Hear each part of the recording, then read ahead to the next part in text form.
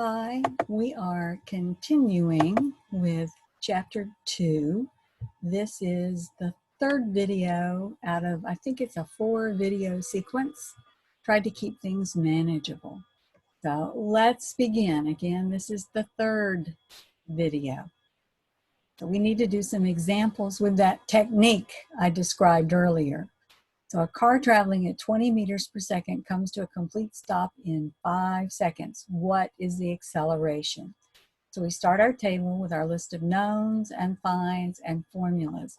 This box represents the formulas you need to have memorized. We'll go from the bottom up. So delta x is v0 multiplied by t plus 1/2 times a times t squared. Acceleration is v final minus v initial over t final minus t initial.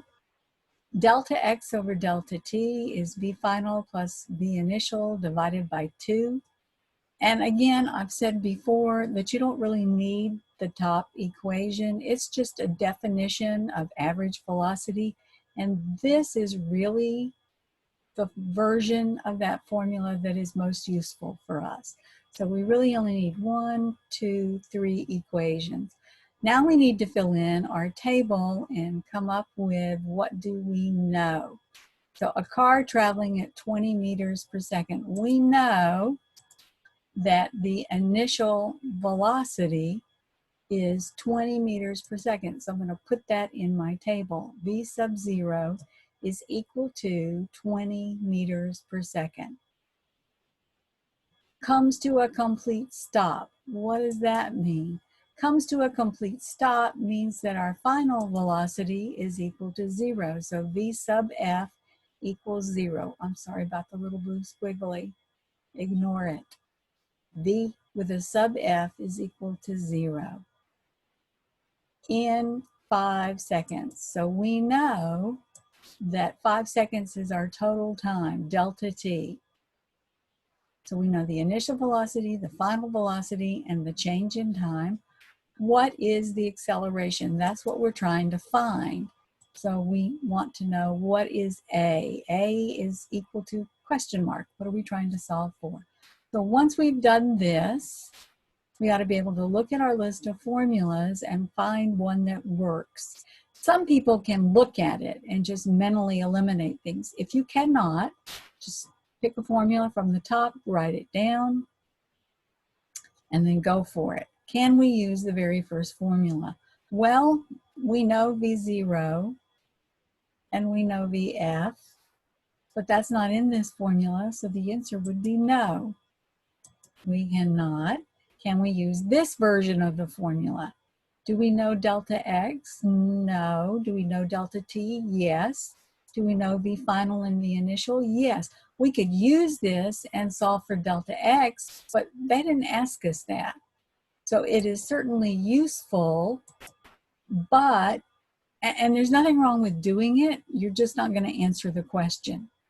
So the first two haven't helped us at all with find A. That should come as no surprise because the first two equations don't have acceleration in them. So let's look at the third equation. A equals V final minus V initial over delta T. We know V final, we know V initial, we know delta T. This is our equation. It's the one we're going to use. Now, even though we have the equation written down up here to start the problem, we need to write it down.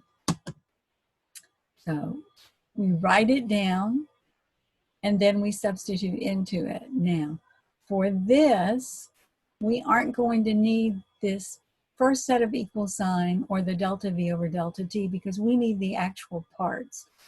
So we will plug into it. We know that A equals, and you'll notice I just dropped the delta V over delta T. V final, that was 0 meters per second. V initial, that was 20 meters per second. Don't forget this is minus, so keep up with that. T final minus T0 is delta T, that's 5 seconds. So we have our numbers. Now I can do a lot of this math in my head, and I'm sure you can too, but I want to show you that if you start making mistakes, I'm just going to tell you to include more steps. So what I would do here is, okay, 0 minus 20 meters per second gives me negative 20 meters per second. That minus sign is important. And sometimes if you skip this step, people forget it. So negative 20 meters per second divided by 5 seconds. We can do the math. And of course, you see that the answer is acceleration is negative 4 meters per second squared.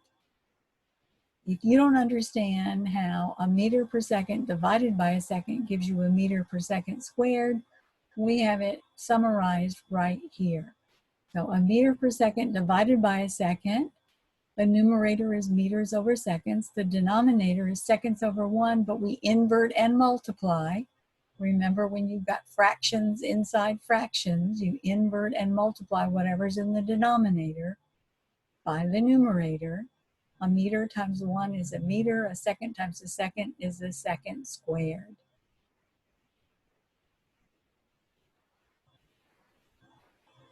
So now what?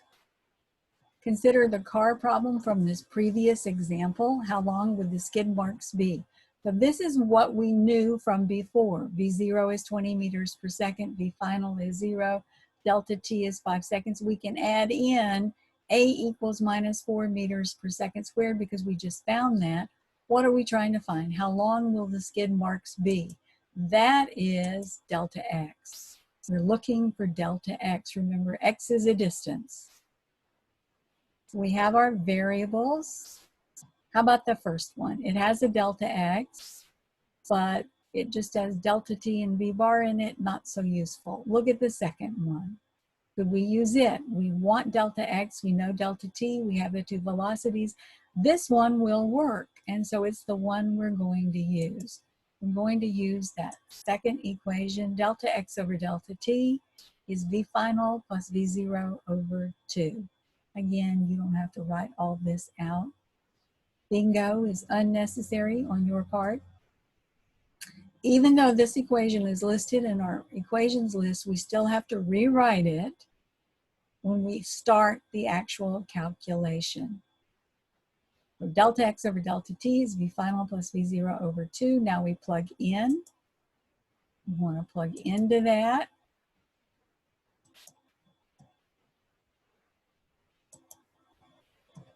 So delta x, we don't know. Delta t is 5 seconds. V final was 0 meters per second. V0 is 20 meters per second. And 2 is just 2. So 0 plus 20 will give us 20. We can simplify that much.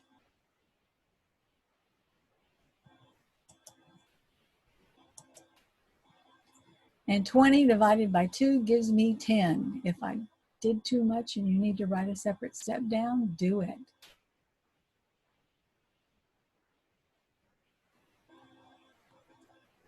So delta x over 5 seconds is 10 meters per second. How do we get the 5 seconds out of the denominator? To undo division, you multiply. So we'd have to multiply both sides by 5 seconds. We multiply on the left side, 5 seconds cancels 5 seconds. We multiply on the right side, 5 seconds multiplies 10 meters and gives us 50 meters. The seconds cancel, and again on the left, 5 seconds cancels 5 seconds. So delta x is 50 meters.